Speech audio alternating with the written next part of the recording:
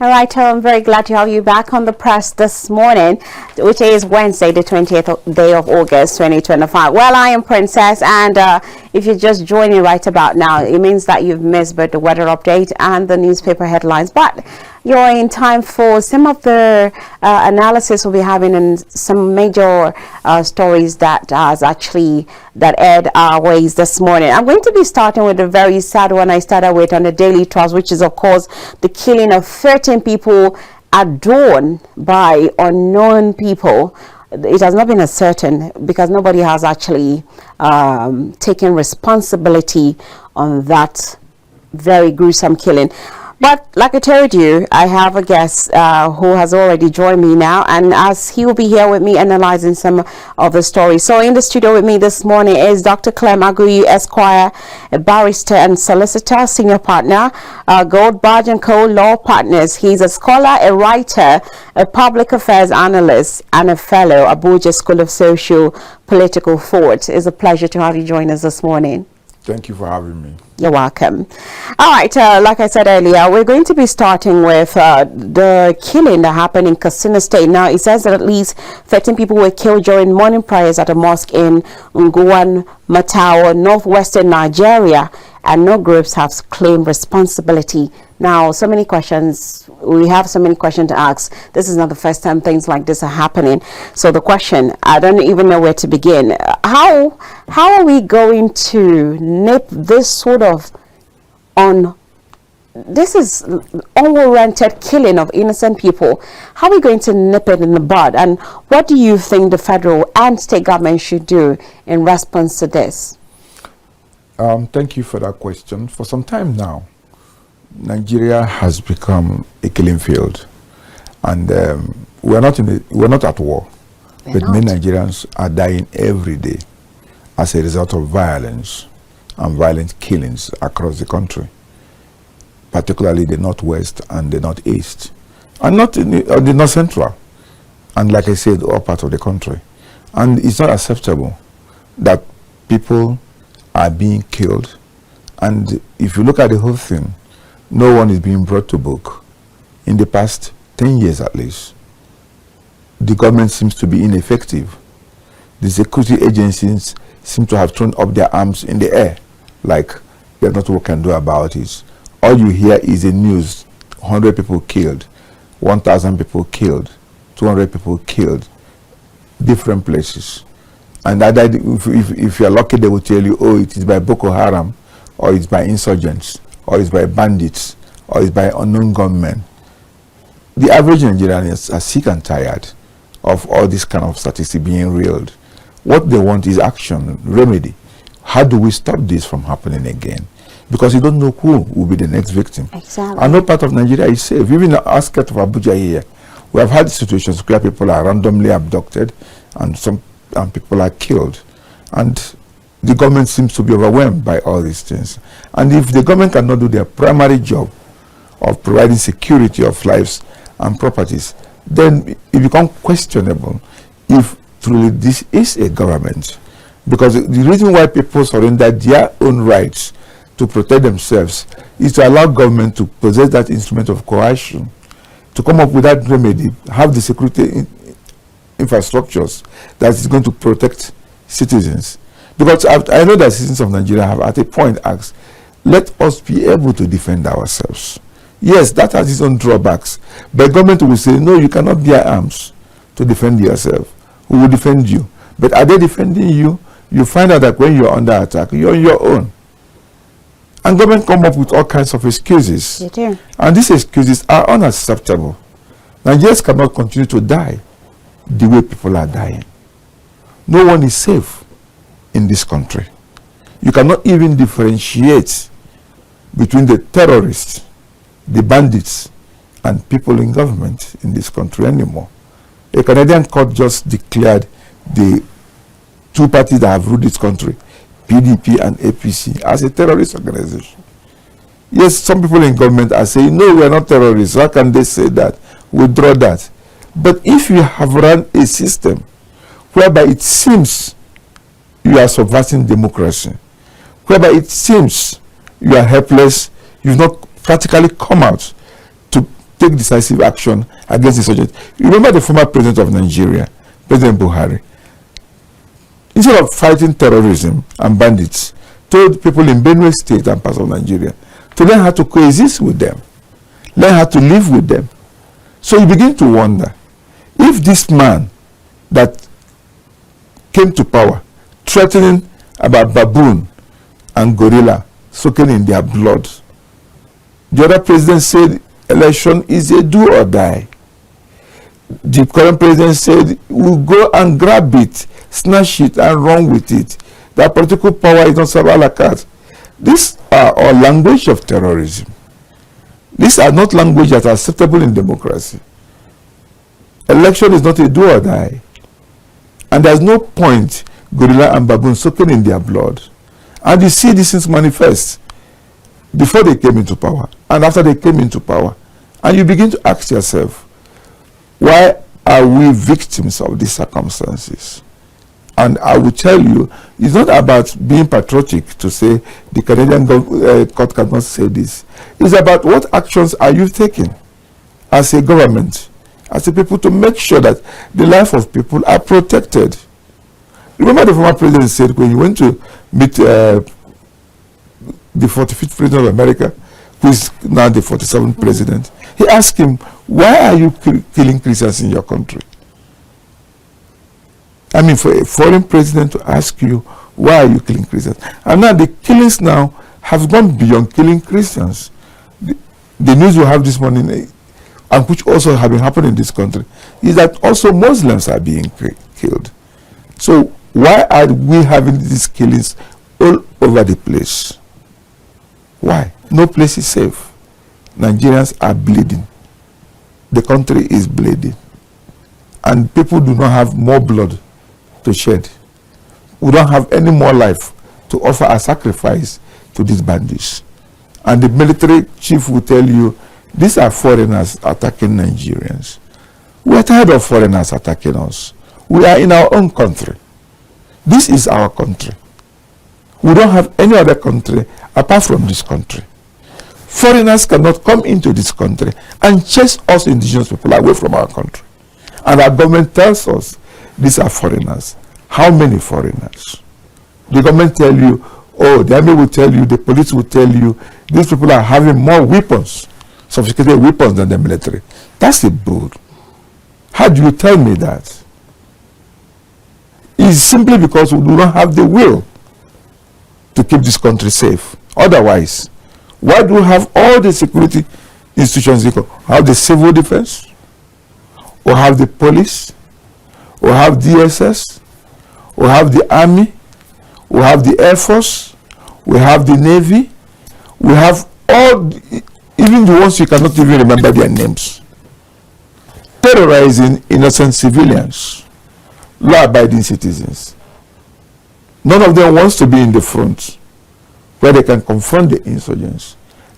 Each and every one of them want to operate in the safe zone, in the capital, Abuja, in the capital of the states where it's relatively safe, while people in the hinterland are being killed.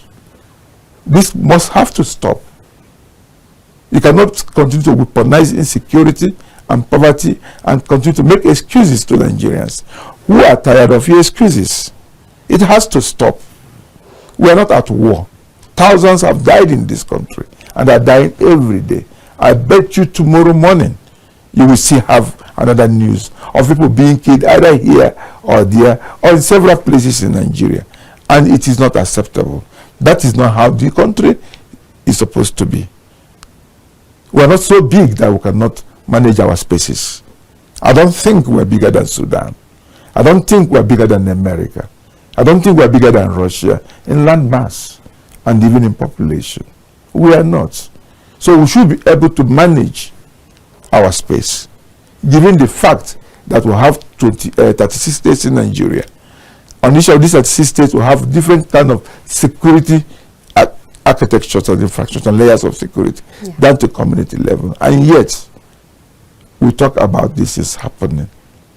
And we just talk about it, and people become statistics that are being killed every day. Indeed. people becoming statistics indeed. All right, thank you for that insight there. Now, the next question I'll be asking you, I would like you to bring your knowledge as a lawyer to bear. Now, the military detained, remember the military detention of the Okwama community leaders last year, and yes, they are still in detention without trial. Now, leaders from the Okwama community in Delta State have been in detention for nearly 1 year without trial following a tragic ambush on soldiers. Now, indigents are calling on the president to uphold justice and human rights. My question down is, what legal grounds has the military provided for holding these leaders without trial for nearly a year?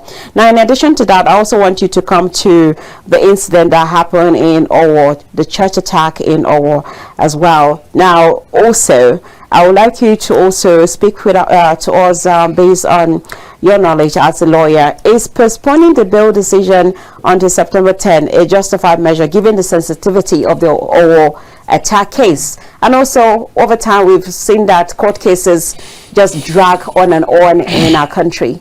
What are your take on that? Thank you for that very question. And first of all, let me condemn the ambush against the military.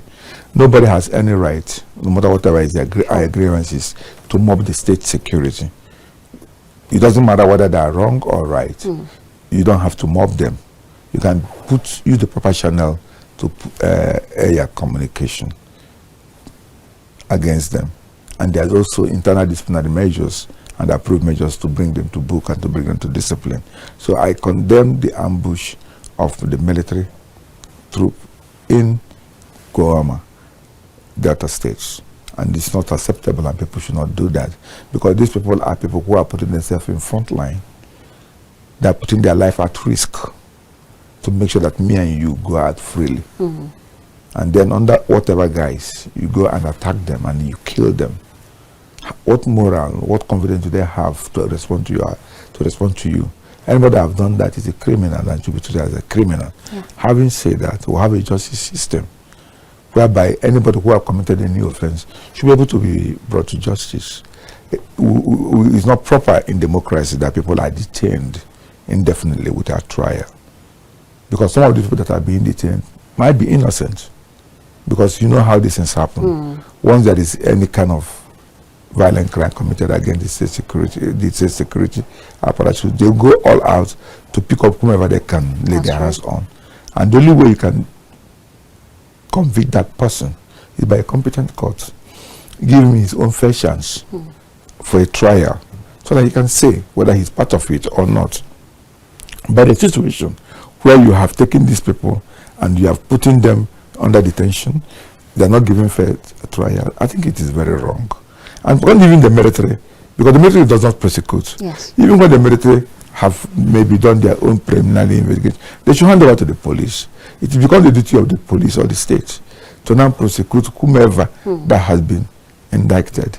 That somebody is arrested doesn't mean that he's indicted of a crime. The police will go to the process and find out whether these persons are involved or not, find out the ingredients of crime, and then charge to court. Of course, the court process, judicial process, can be very slow. But that's all we have as civilized people, to be able to conduct ourselves as civilized people. It is very slow process, but I wish that certain cases can be handled faster, fast-tracked, at least within 2-3 months.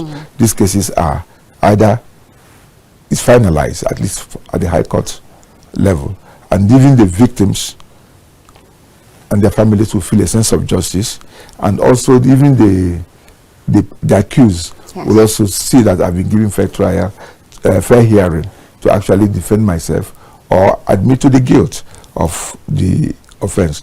But the issue of putting people indefinitely behind bars, no matter whatever it is totally wrong in democracy. And I think the military by now should be able to hand them over to the police, and the government should be able to see that these people get their fair hearing, and the court will make a decision on their fate. It's not for the military to be an accuser and a judge in their own case. It is not. No matter how pained they are, they have no business keeping people in indefinite detention. They don't have any of such right. So me, I will call on the military to hand these people over to the police. Okay. And I'll call on the federal government and the states to the Attorney General of the Federation or the Attorney General of the state where these things happen to file in these cases in court, and let the judiciary also be able to fast track this matter and get it to a logical. If they want to do that, they will do that. Yes. If you look at the definitely. case of Nnamdi Kanu, the Definitely. current judge that is handling it said, "I want to finish this case within such a period of time. I don't want any frivolous motion. I don't want any very long adjournment. Cases that are sensitive like this should receive attention and fast tracked in a manner that the public will see that justice is being done, because the justice delayed is, they say, is justice Denied. denied. That's true. So that is what I can say now about that matter. But I want them to be able to enroll that matter in court and let the court also get speed on, because it's a case of public interest. And when the public are interested in things, in these matters like this, and if they don't get answers, feedbacks coming in, it becomes the typical Nigerian thing. Poor. You don't even know whether the people are dead. That's true. You don't even know whether they have been released back into the society. You don't even know what happened to them. And this kind of erodes people's confidence in the system. It does indeed. Yes. All right, I would like you to also speak on the Owo Church attack as well. You know that the postponing the bail decision has been postponed to September 10. And my question is, given the sensitivity of this attack of the case, do you think is right? You know also that foreign bodies has been pointed as to the sponsors of the attack. They mentioned Al-Shabaab, as the DSS alleged that Al-Shabaab is a sponsor. Okay, we have that, and then we're having also them saying that witnesses will be protected and not disclosed. I think that should be the norm, actually. But my question is, regarding the sensitivity of this case, the postponement of the bail decision until September 10, what do you think? Yeah. First of all, let me accept the fact that, one, your case is a sensitive case. It is. The government security agencies have made it open that there are some bit of foreign influence in this attack, and they're not denying the fact that most of these attacks and banditry going on in Nigeria has some foreign influence. There are some foreign influence that either through ideological, religion, or economic reasons want to destabilize Nigeria. Exactly. And these are open secrets, okay? And witness protection is required in such a sensitive case, because the terrorists know you. You don't know the terrorists. That's true. The terrorist may be a next door neighbor, but you don't know. You think he's a neighbor. You don't know who is feeding them with information.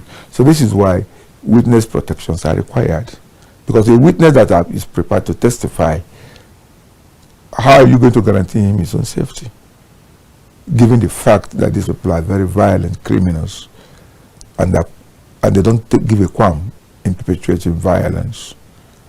So it's important that is done, just like whistleblowers protection. Yes. That is being done by EFCC. If you're going to be a whistleblower, ICPC will keep your confidentiality, and EFCC will keep your confidentiality. That encourage more people, apart from the incentive they say they provide, to come up and say, this is what happened while I was there. I know that over the time, people have lost interest in taking matters to the police, because they believe that you tell the police what happened, the police go and tell the criminal who told them. And then the next day morning, you have a severed head of a dog or your own head in front of your door. So people became scared. But there must be confidence built in the system so that people can trust the system again. Because a lot of things, a lot of water happens under the bridge between the governed and the governing in Nigeria. The government and the governed in Nigeria, there's no trust. Between the security agencies and Nigeria, there's no trust. There's no trust. That is why when you see something, you are not saying anything. You keep quiet, you keep your mouth sealed, because you don't know the one that you will say, and they will land you into a hot water or hot frying pan. So back to your question, which is about the postponement of the bail till September. It is the discretion of the courts to give bail to anybody. And most of the time, when the court make their decisions, they put many things into consideration. One, are you going to be a flight risk? Will you interfere with prosecution and investigation of the matter? Even. Or witnesses, will tamper with witnesses? They will also look at the fact that, look, what's the nature of the offense? And what's the nature of the punishment that you're expecting? If it's going to be, if it is capital, and the chances are that you may not get bail. Yes. Because I don't know anybody who is facing a capital charge, and you know that you did that thing, and it's likely that you're going to be convicted and sentenced to death. Your natural reaction as a reasonable man Exactly. will be to want to run To away flee. and escape, to flee. So it is left for the court to put all these things into consideration and then say, we're going to grant you bail or cannot grant you bail. So it is actually the decision of the court to decide that, and the court will decide that. It's within the domain of the judge that is trying the case to look at all these variables and say, look, I will give a bail or I will not give a bail. So I leave it to the court to make their decision, because it's their prerogative to decide that. But I'm sure that the court will put many factors into consideration in relation to that conclusion. What is important is to see that justice has been done. It's not about keeping people in detention indefinitely. It's not also about giving them bail. Because in Nigeria, when people are giving bail, they assume themselves They are free. they are free. You understand what I'm saying? Yes. So does the court want to give you that kind of freedom to feel that you're free, and then you begin also another round of atrocities again? So the court will look at all those things, and given the sensitivity of the case, I doubt that the court will just be so liberal in giving them, in granting a bail. But I leave it to the court to make that very decision. All right, let's move away from the insecurity and go to corruption. Now, the EFCC has detained the National Hajj Commission official over fraud allegation. Now, we have two senior officials from Nigeria's National Hajj Commission. They've been detained by the Economic and Financial Crimes Commission over alleged fraud linked to the 2025 Hajj exercise. Now, the fact that this money is even for a religious purpose is saddening, because you expect that okay, with what this money is meant for, at least you should see a level of piety there, but that is not the case. Now, what are the nature and scale of the allegations against the Hajj Commission official? Now, I think my question is, what assurances can the government give to Nigerians hoping to perform Hajj in the future? Remember also, there's been a time where it was said that the government spending so much money on pilgrims, Hajj, and those that goes to Jerusalem, that it should be scrapped completely, that there's no economic benefits to Nigerians. We've heard of cases where people who go sometimes abscond, you know. We've heard hear of cases, people who go to come back and you don't see any difference in their life. You do not add any positive thing as far as Nigeria is concerned, and so much money is earmarked for it. Now we're hearing an alleged 50 billion naira fraud allegation by the commissioner. What are your take on this? And how do you think the EFCC, how do you want them to go about this to provide a sort of transparency and to restore public trust? Because Nigerians do not have trust when it comes to government, its policies, when it comes to security agencies and all. What do you think should be done in order to show that, yes, something is being done? Okay, when things like this happen, that the government not just frown at it, but consequences are given to the perpetrators. Yeah, let me begin first by commending the current EFCC chairman, Olukoyede. I've not met him in person, but I followed his performance in office in the past 1 year since he became the EFCC chairman. He has done very well in terms of investigating high-profile corruption cases, in terms of also prosecuting high-profile corruption cases, and also had made more recoveries than his predecessor had done, even in 5 years, 8 years. He has done more recovery in 1 year. Having said that, I want to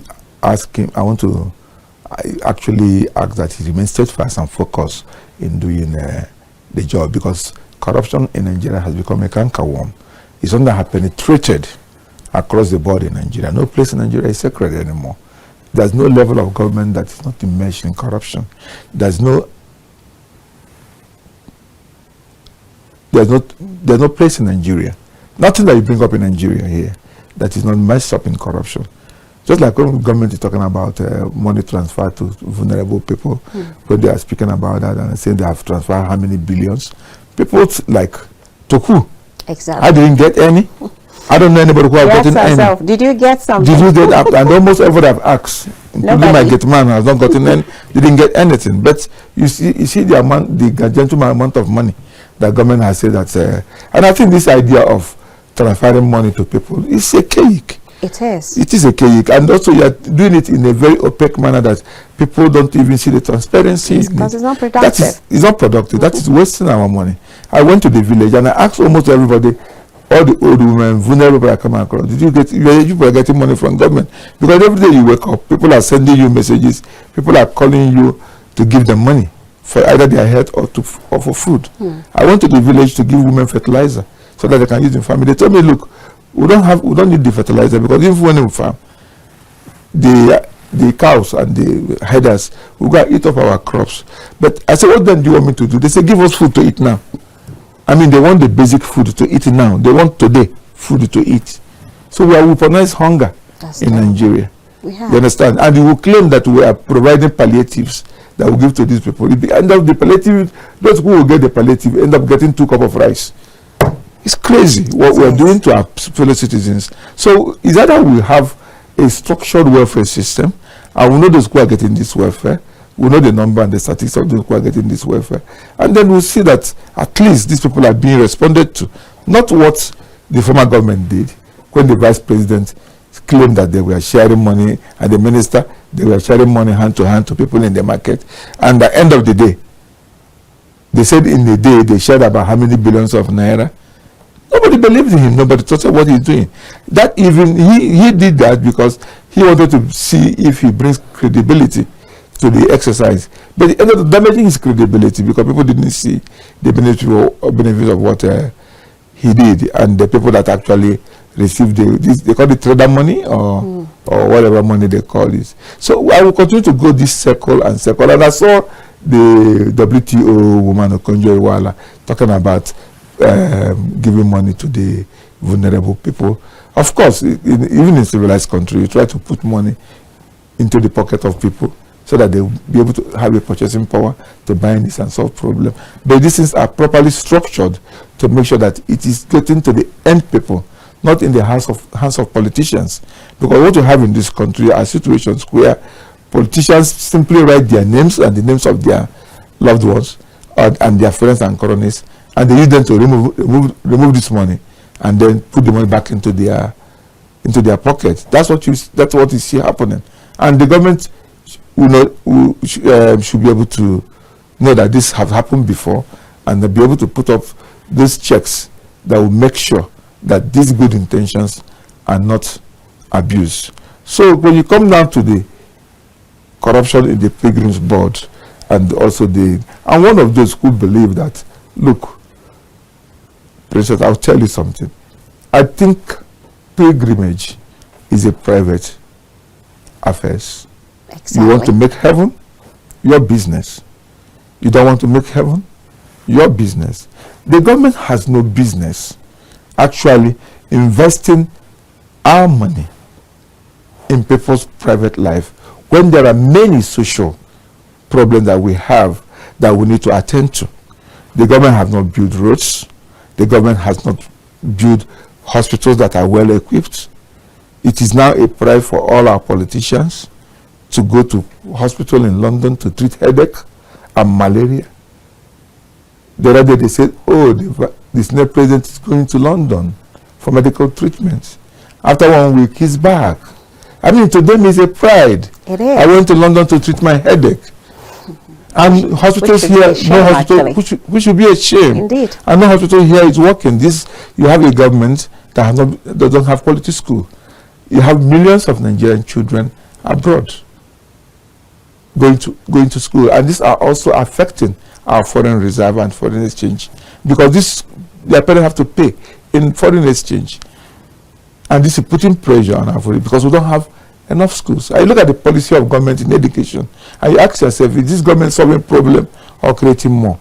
You said people that are not 16 years as of September cannot go into school. And even if they will go, you want them to score 80%. Excuse me.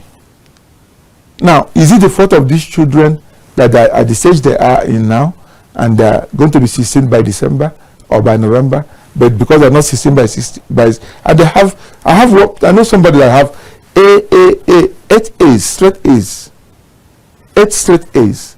She's under 16. She did not get 320 in JAMB, so she cannot get admission. She had 280 in JAMB, and we say it must be 320. Now, I think a reasonable and responsible government should be thinking, how do we create these backlogs, knowing fully well that these children that are now at this age maybe started school early, maybe the fault of their parents, not their fault. What could have done now is to create a policy that will say, before you enter primary school, you must be 6 years old. Before you enter secondary school, you must be 12 years old. So by the time you're finishing your SS3, you're at least 16, 17, and 18 years old. Put it now as a policy. Then clear the backlog that you already have. Because now you ask yourself, what will be the future of all these children that are already head start on their age? What will be their future? And you want them to stay at home for the next 1 year or 2 years? The way the JAMB people are behaving as if there is a waging war against teenagers in Nigeria. And these are people who are not able to take responsibility for their own failures. But you see him upbeat and up forward, as if everything about our education is until you undermine the chances of this 16-year-old to go to school. And I'll tell you, I read something, the highest place to harvest medical doctors and engineers for abroad is Nigeria. It is. It's like we are training everything. We are training medical doctors, pharmacists, lab scientists, engineers for foreign consumption. And now every medical doctor, everybody that have left our institutions feel that the only way I can survive and make money is by going abroad. And yet we have a government that is not looking at these things. Our people are suffering, our people are dying, and what do these people do? They steal the money so that they can use the same money to go and train their children abroad.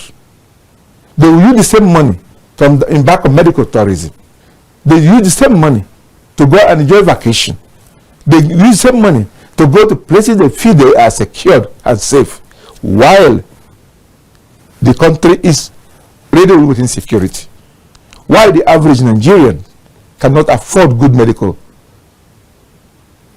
attention in any hospital in Nigeria? Why the average Nigerian cannot afford medication from the pharmaceutical stores? People are dying because they cannot get their high BP medicine. People are dying because they cannot get their diabetic medicines. People are dying because women are still dying at delivery table because they cannot afford to say, do me cesarean because I cannot push. And this is a country where people are stealing billions. And you're asking me, what do we do? What you do, you go to China and ask them how they treat corruption. What you do is go to countries that have developed and ask them how they treat corruption. They are very hard on corruption. They are very stern on corruption. They don't play with corruption.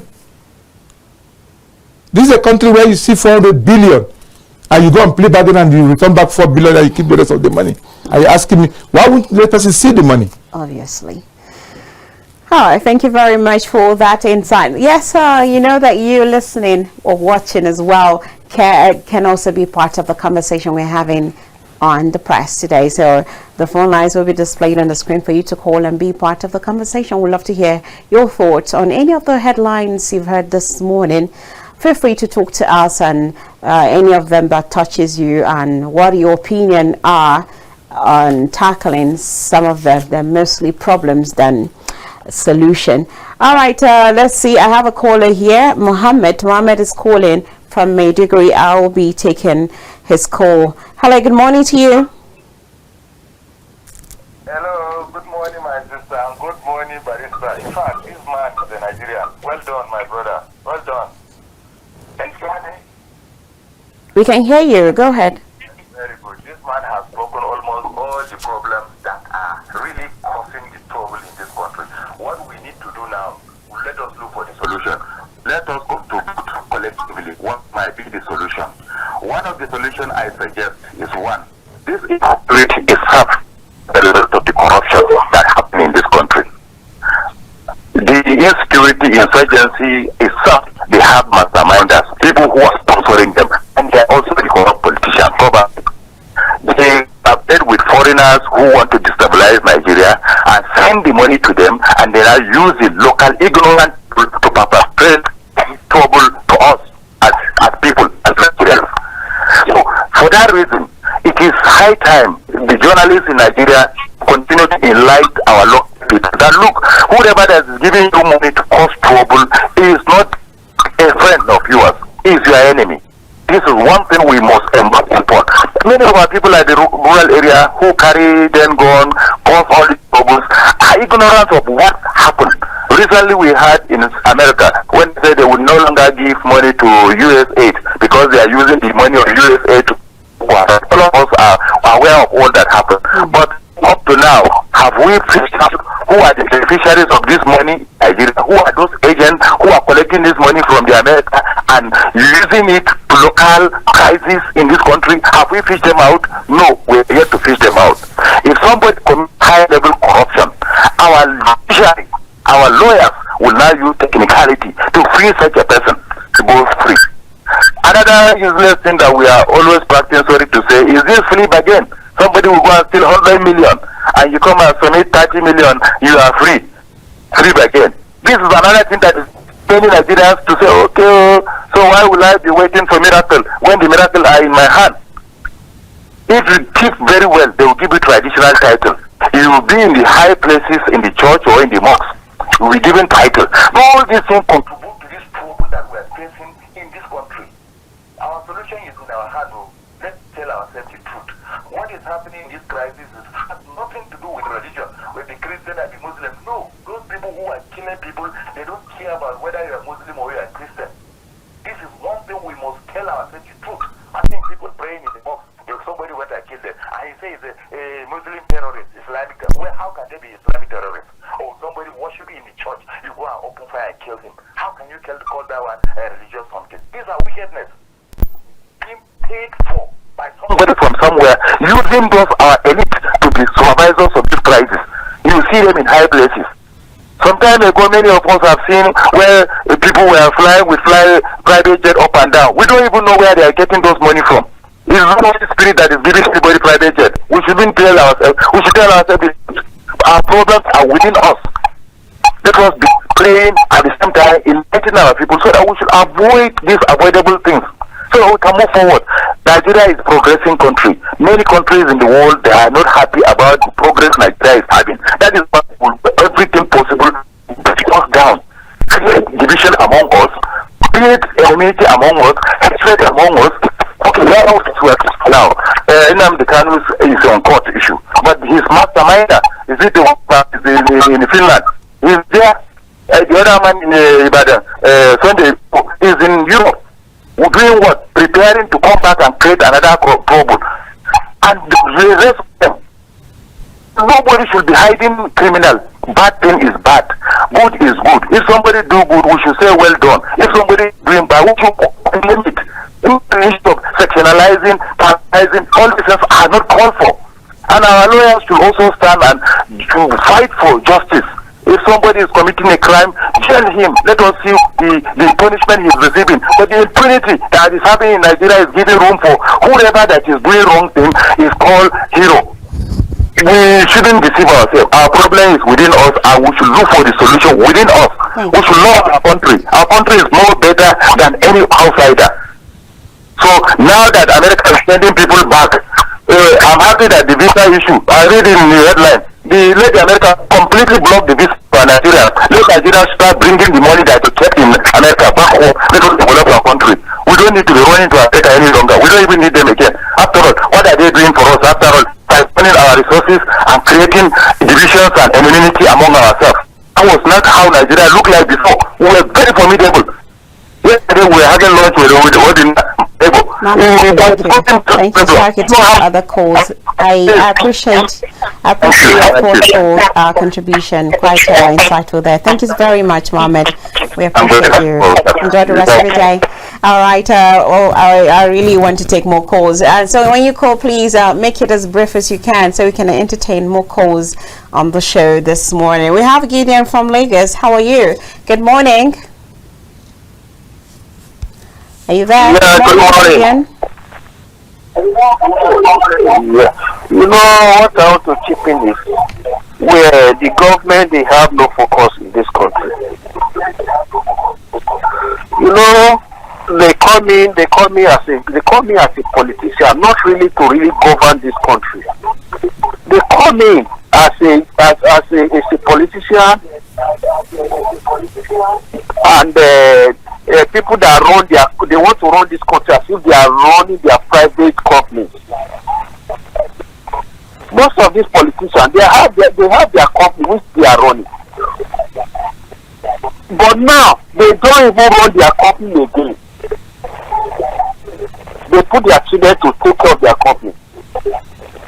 Because they believe they have more profit in the business of Nigerians, not to serve Nigerians. That is the problem we are having. And number two,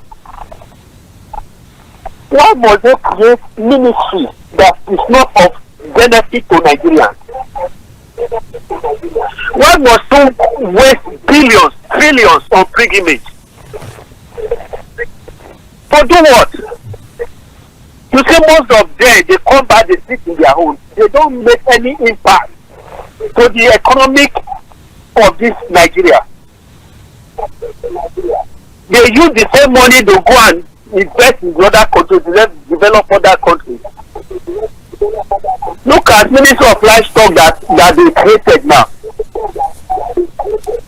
Tell me how many markets that they are able to bring out cows that they sell to the hungry Nigerians. Since the establishment of that company, ministry,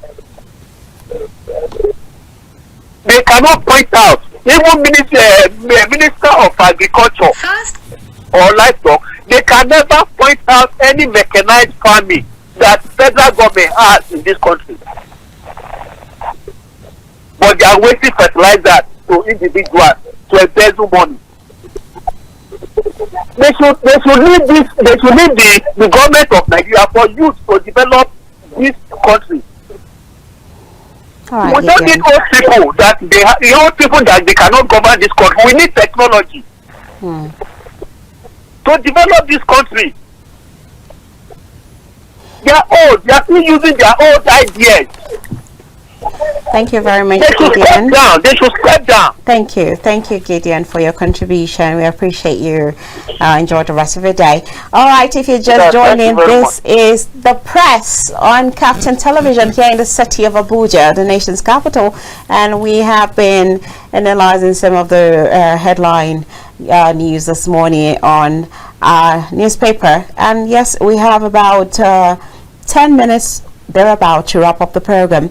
So like I said, the phone line is displayed on the screen. Feel free to call us and be a part of the conversation we're having this morning. I've been having a good chat with my guest here in the studio in the person of Dr. Clem Agui Esquire. He has really done justice to some of the questions I threw at him concerning some of the headlines this morning on our paper. All right, so while we await more calls, I wanted you to say something about what the FCT minister says concerning Amaechi's presidential bid that is dead on arrival. When I saw it, I kind of laughed a bit, but I don't know. What are your thoughts on that? Do you think he has a chance at all? Although the ADC hasn't said who is going to run, who their presidential candidate is going to be, so we're still in the dark about that. But we do know that Atiku is interested, Peter B is interested, and Amaechi is also interested along with other persons. What are your thoughts on his bid being dead on arrival by, says the FCT minister? Well, the FCT minister is, I think, is a usual troublemaker, and everybody knows that he's a troublemaker. But having said that, it's not politics. Two of them have been rivals from their states. Once upon a time, they were friends, very good friends at that. Yes, They worked for each other. from the same state. They worked for each other. Amaechi worked for the progress of Wike. Wike worked for the progress of Amaechi. At various times, and two of them has been able to be whatever they want to be, minister, the governor, and now they are into their rivalry. ADC is an unusual coalition because we usually know coalition of political parties, but here we're having coalition of individuals, which to me doesn't look like a coalition.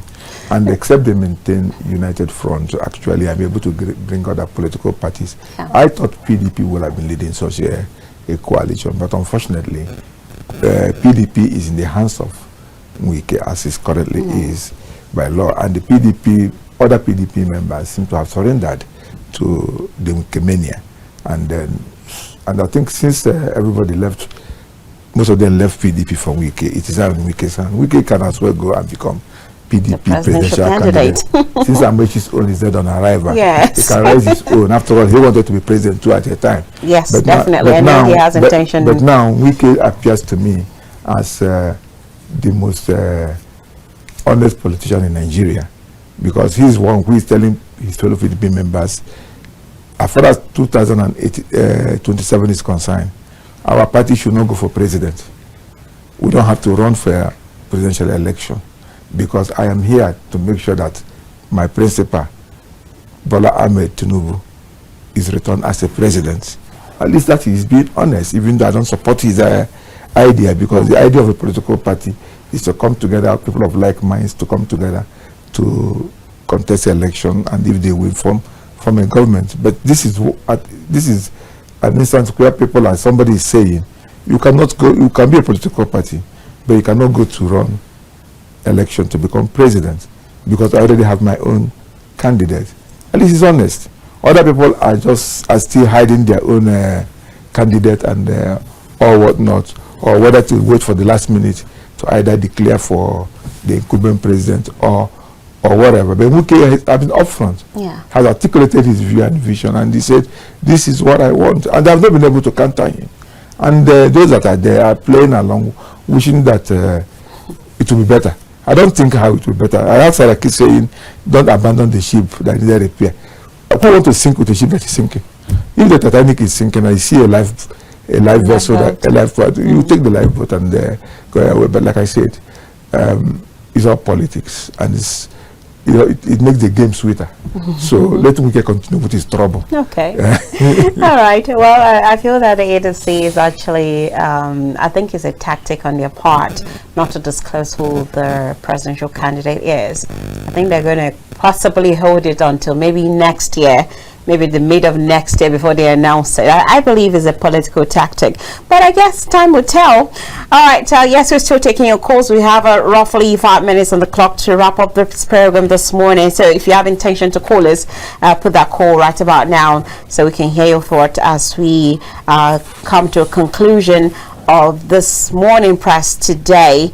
All right, let me see. I actually wanted you to, but because of time, I may not have time for that. So what I would do is I would just have you do some sort of a summary, a wrap-up of basically some of the major headlines here. I know the U.S. report raising concern about security and justice in Nigeria, and of course the fact that I think since July 18, if I'm not mistaken, there's been some sort of trajectory as the U.S. first it was a visa ban for three months, and then the restriction and single entry, and then we got to the part I can't remember the exact one, but it's just been on, it's just moving like this, and now we have this. Although Nigeria is saying that that they're going to do something about it. I'm trying to read. It says, in response to the U.S. requiring visa applicants to disclose 5 years of social media activity, Nigeria plans to impose reciprocal measures. So in my head, what measure can they possibly reciprocate to the U.S.? Because it's as if they're totally dependent on the U.S. for everything. especially our leaders, those who have money to spend, those who can afford it. I think it affects them more than it affects the rest of us. What do you think Nigeria could possibly do? Because yes, the recent one now is that for you as a Nigerian to apply for a US visa, you must provide 5 years of your social media activity. Now Nigeria is saying that no, this is one too many. We can't continue. We can't take this, and so we're going to do something. So, what is that something you think Nigeria could possibly do? Well, that's what we call in international relations. We call it policy of reciprocity. Yeah. I mean, do me, I do you. Yeah, exactly. God no go verse. Now, as you treat me, that's the same way I will treat you. So, if Nigeria said they are going to reciprocate, that is within their right to reciprocate. I don't see why America will treat you differently and then you treat them differently. And sometimes I will tell you again, our people talk before they think. You ask yourself, how many Americans are coming to Nigeria? Exactly. That's my question. How many Americans are interested in the affairs of Nigeria? We have more Nigerians going to America. And that's why they're putting their measures. We have more Nigerians actually. We have more Nigerians actually applying for American visas. Every single day. Every single day. It's like an exodus. We have more Nigerians interested in Man U and Chelsea.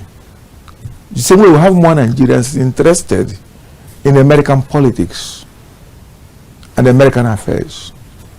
How many Americans know the location of Nigeria in their map? Even if they know, they're not interested. They're not. So it is we that is commenting on American affairs. We have many Nigerians interested in who became American president. During the last election, we have more Nigerians talking about Trump or Biden or Kamala Harris who will win. How many Americans are interested in what happens in 2027 to comment on it? So that is why when you are reciprocating, you might be reciprocating against nothing. Exactly. Because they're not even interested in you. They're not even interested in you. You're not even within their radar as social human beings and interaction. All they know you is that you are a very corrupt country. All they know you is that you have bad leaders. All they know is that the country is unsafe and insecure. In fact, they're even telling their citizens not to come here. They're even telling those that are here to be very careful. Don't go to certain places. Yeah. Do you understand what I'm saying? So if you're talking about reciprocity, there are so many things you are going to reciprocate now. Because you have a literally unsafe country. You are having a country where a court in Canada is saying that your political parties are terrorist organization. Can you say the same thing of the Republican and Democratic Party in America? So what you are going to reciprocate is many. So you're going to tell a judge in Nigeria here to declare those two parties in America as a terrorist organization. So I think what we do, all these things are self-awakening. And I think the American measures, when they say they want to see your social media handle, is a way of keeping a tab on your ideology. Exactly. Because some of the insecurity in Nigeria are ideological based. They are. Ideological based because if you see when people are being attacked, whether it is Muslims being attacked or in the mosque, or whether it is farmers being attacked in every, people that are attacking them for God's sake are shouting Allah Akbar. Yeah. You understand? So this is ideologically driven. And the America wants to know, these people coming to my country, what is their ideology? Because they are worried about terrorism. Exactly. They are worried about people who will come to America and then want to take over American values and begin to impose their own values on you. Exactly. That's what they don't do with kids' glove at all. And that's, yes. So I think it's a self-awakening that we actually as a country decide ourselves what kind of country do we want. Because this country is degrading, going backwards. We're not progressing meaningfully. Yes. So we need to actually ask ourselves, what kind of country do we want to build? We have a chance, we still have a good chance in Nigeria to build a country that all of us are going to be happy and proud of. Since we are still alive, let us do the best for this country. But if we cannot build a good country and have a very safe country, then we are nothing that we are reciprocating. Exactly. We are at the short hand of the stick. But like I said, good luck, Nigeria. We are indeed. Thank you so much. Instead of reciprocating, I think Nigerians and the leaders should actually look inward and tell us. So what are those things we're searching for? Let's bring it home, make it available so that when things like this happen, we have a ground to stand on. With that said, I want to say a very big thank you to my guest, Dr. Clem Aguyi, Esquire, barrister and solicitor, senior partner, Goldbach and Co-Law Partners, and of course a scholar, a writer, a public affairs analyst, and a fellow Abuja School of Social Political Thought. It's been a very big pleasure having you join me today on the show. Thank you so much for availing yourself the time to join us on the press this morning. And to you that watched and listened, thank you also for being a part. I want to wish you a very beautiful, productive Wednesday as you go about your duties today. I am Princess Ekezie Okoli. Do enjoy the rest of your day. Bye for now.